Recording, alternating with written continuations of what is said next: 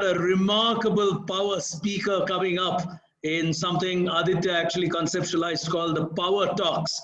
And he strongly believed that youngsters today do not have the time or patience to really listen to long 1 hour lectures. And we take that with a lot of humility. Like I said, we don't know who's mentoring whom when you work with such kids. You sometimes feel like you're on the receiving end.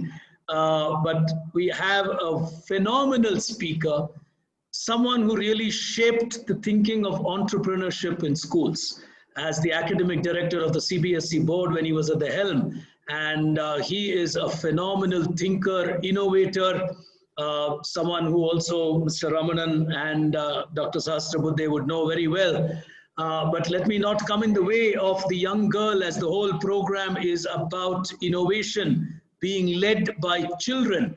Can I welcome a young student of journalism and a former student of entrepreneurship, a program that he created, a student of the National School of Journalism from Bengaluru, now Priyanka, to introduce Balasa. Over to you, Priyanka.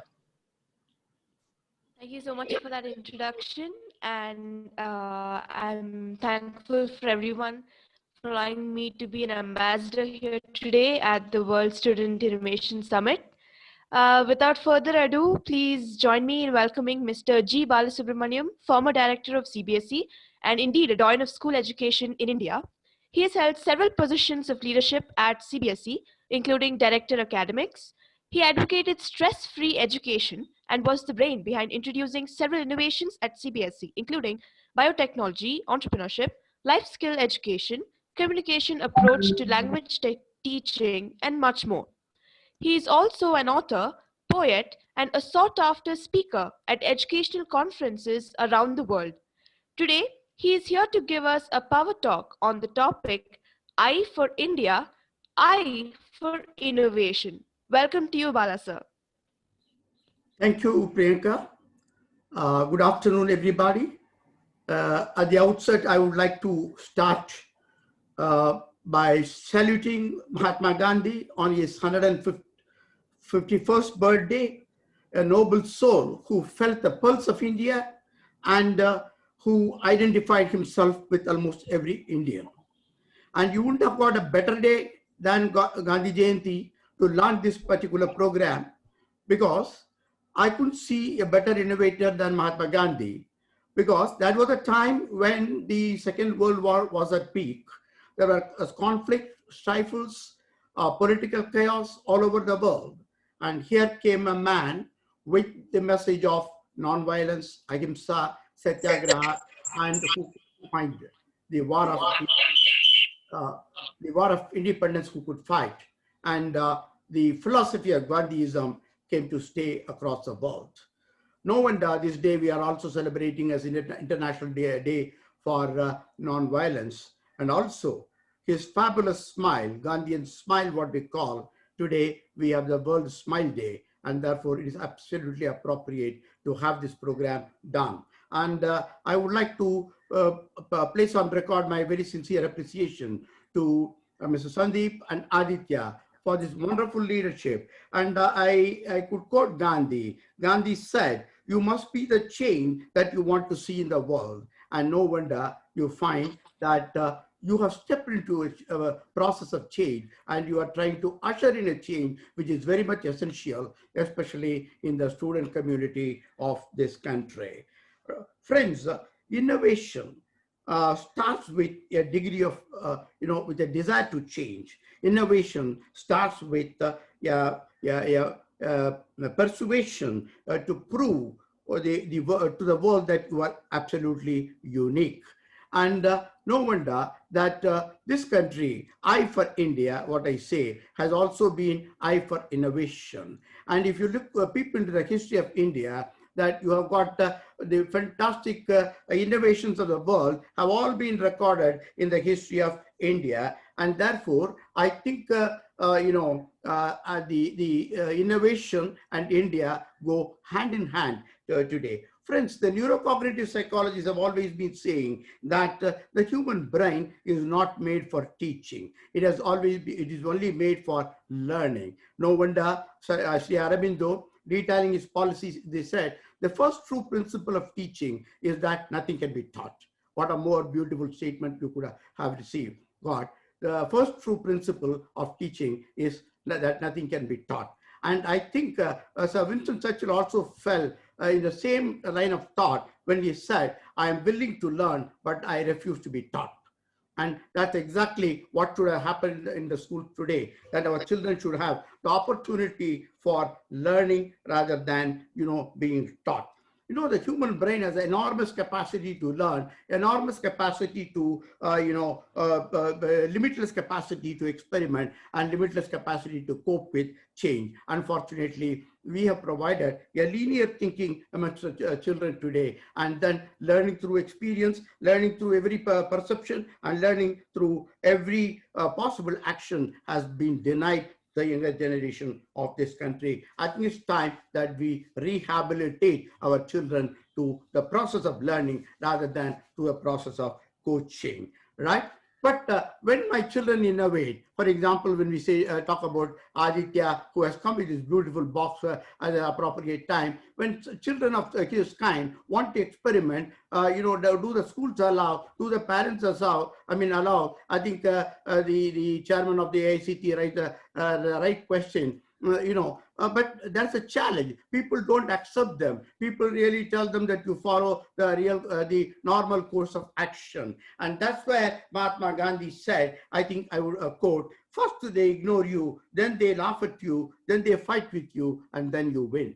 I think our young student entrepreneurs should also know that this is a process, and therefore everybody would like to silence you, but you must have the courage to stand up. You might meet with failure, but then, it's not only failure, it's not only a step for success, but it said, the true greatness lies not in never falling, but in rising every time that you fall.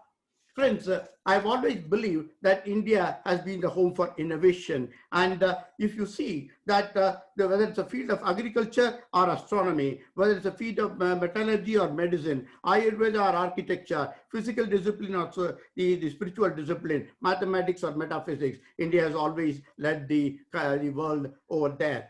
If you see the temples of Brihadishwara temple at Tanjavur, or you see Konak over there, the kind of architecture, if you see the marvels of Ellora, or you see the magnificence of the forts of Rajasthan, you have enough evidence to say that India has been a leader in innovation. And, no wonder, therefore, we have had people like Mark Twain, Romain Rolland, and Schopenhauer, who have sang the laurels of this country. And, there is enough evidence to prove on record that India has always followed the innovative paths. I recall the fine words of Heisenberg, who was a great scientist, physicist, who had problems in interpreting the quantum physics, and he says, I quote, after conversation with the Indian philosophy, some of the ideas of quantum physics which had seemed crazy made much more sense. I think that is the message that we are getting from the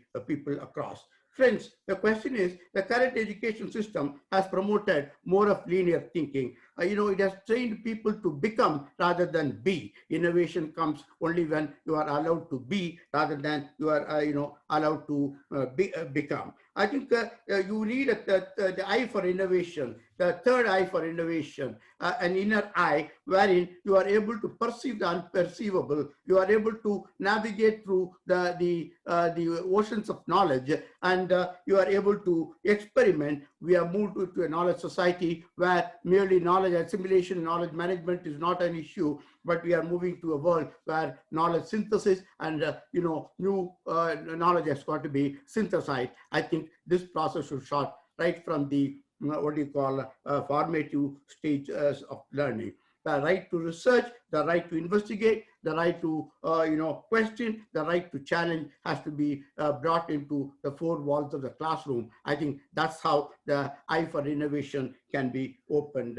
And I'm very happy that the National Policy of Education is absolutely in tandem with this idea and has opened up the gateways for innovation. I only wish that our pedagogues in schools are willing to open up and really offer our children this kind of an opportunity.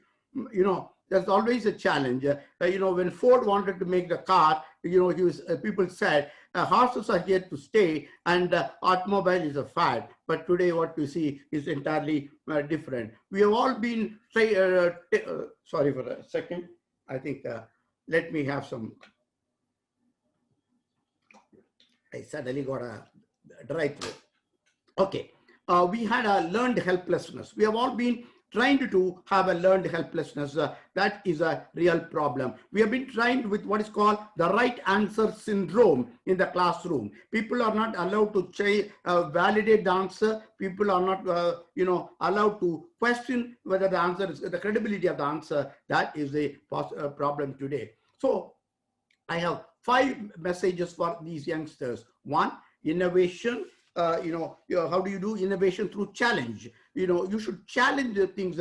I remember the famous saying of, Edmund Hillary, when he was not able to make to the Everest, he came back and said, Mount Everest, you cannot grow bigger than what you are, but I can grow bigger than what I am. That's what every innovator should say when the challenge comes through, that I can really get more than that, things. People change, things change. As a matter of fact, there was a time when a magazine called Popular Mechanics came with a statement that the future computer will not weigh more than 1.5 tons. And today, what is that you have got as a computer right today? So people change. In 1900, the Commissioner of Patents of United States said, all that has to be invented has already been invented. Right? That was in 1900. Today, you find the quantum of inventions that you are having every year is absolutely mind-boggling. The second message that I want to give you is that innovation goes with an insight. You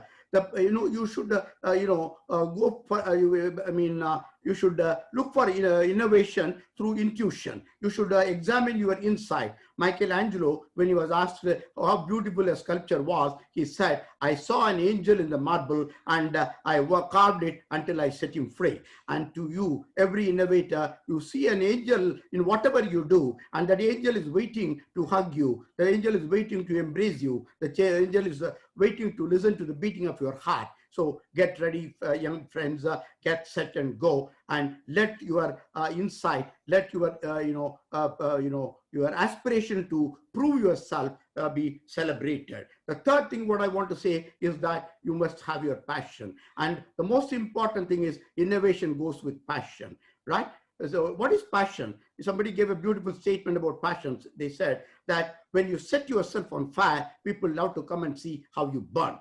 Right? So whether you are an artist, whether you are a scientist, whether you are a businessman, it does not matter. When you set yourself on passion, you will find that the whole world is waiting to, shake hands with you. You find a world of opportunities are waiting for you. And therefore, innovation has to go with passion. It doesn't go with, academics. It doesn't go with your textbooks. To me, your textbooks, your curriculum is just like a runway for an aircraft to take off, and the flight is the most important thing. And if you don't get beyond your curriculum, if you don't get beyond your textbooks, you will not be able to be an innovator. And as I rightly said, your brain, has an enormous capacity.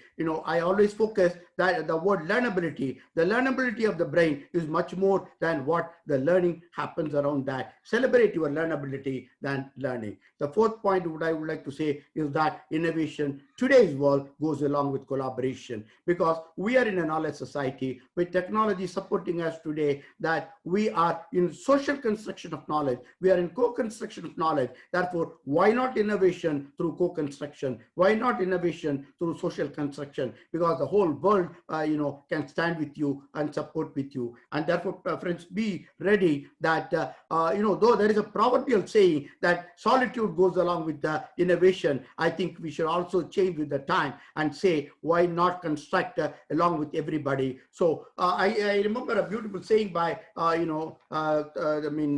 Jordan, the basketball champion of all times. He said, talent comes with games, but teamwork and intelligence wins championships, right? So the question is, you are winning the game is not only important, but you need to be a champion. You see, the Nobel Prize, when it's given, it's not only for people who are doing the job all alone, but people who work as a team, they are celebrated. So the fourth thing what I wanted to tell you was innovation through what you call the teamwork or innovation collaboration. The last but not the least point important is innovation through design, right? Because why? Convergence and divergence of knowledge is the call of the day, and therefore it has necessitated your thinking to different. You've got to consciously design. You see a problem, you identify the problem. That's why we talk about design thinking today. Therefore, a good innovator has also to be a design thinker. Therefore, seeing the problem and identifying the problem, identifying the resources, and how you solve the problem.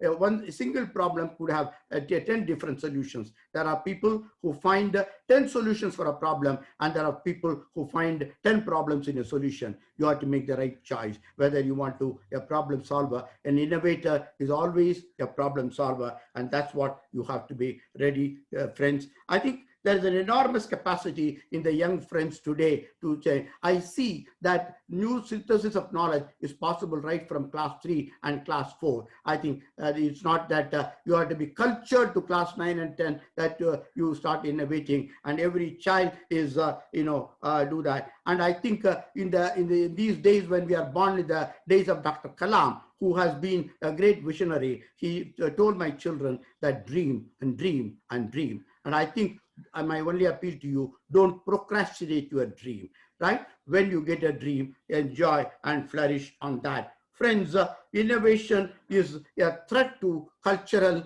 madness, or what you call collective madness, I would say, that, because the world celebrates collective madness. So you find we go by a sense of majority, and therefore innovation is a threat to collective madness. You should not worry about that, and you should be able to shake the world. I think what Mahatma Gandhi said, in a gentle way, you can shake the world, but when you shake it, it may possibly give a sensation at the highest end of the Richter scale, and that one person can do that, and that my child can do that. And I think there's a huge opportunity. In a very interesting experiment which was conducted a couple of years back, it was observed that students who dropped out of the school were much better innovators than those who were in the school. That's because of the conditioned learning and the learned helplessness. And today, friends, we are having a lot of synergy between formal learning and informal learning. Probably when Giri and myself were students, we were all dominated by formal learning, and the informal learning was much less. But today, my Gen Z, I will call them, the millennials, you find that the informal learning is dominating the formal learning. Your ability to synergize your classroom knowledge with the knowledge world outside is very, very important. All that you need is that your willingness to move. Probably when you find yourself challenged, you will find you are crumbling. I would like to conclude with a beautiful, statement by Bash, who said, what a caterpillar calls the end of the world, the butterfly calls it the beginning. When you are challenged, you feel you are lost, you find that tomorrow is the next day that you will find the life. And I would like to congratulate Sandeep and Aditya for this glorious moment that you have set the ball rolling for the entire world to see that the I for India, I for innovation has started opening up the eyes for innovation. Thank you for a very patient listening.